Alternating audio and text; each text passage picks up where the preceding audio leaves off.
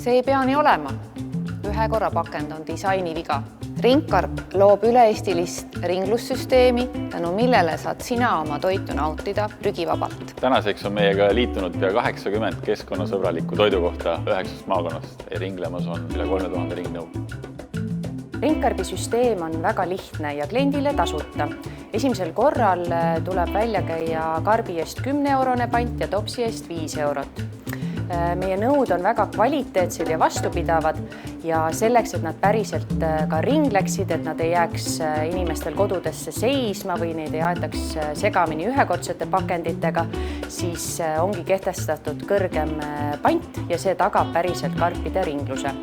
Minu elu muutus küll väga toredaks pärast seda, kui üks kohvik siin meie töö läheduses võttis ringkarbi kasutusse, sest et nüüd ma saan selle sama karbiga absoluutselt iga päev lõunat endale töö juurde kaasa tuua. Et võtan karbi, toon toidu siia, võtan järgmine päev karbi jälle kaasa. Minu jaoks on ta mugav, see karp on mul töö juures lauanurga peal ja tegelikult ei maksa see mulle ju midagi, sest et kui ma nüüd näiteks hooaja lõpus viin karbi sinna kohvikusse tagasi, siis ma saan oma pandiraha tagasi. Et see on mulle tasuta, ma sellega säästan loodust kindlasti ja see on hästi mugav ja mõnus lahendus.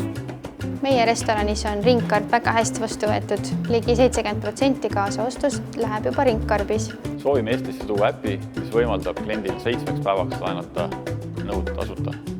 Ja rahakaardilt läheb maha alles siis, kui ta neid õigeks ajaks ei tagasta.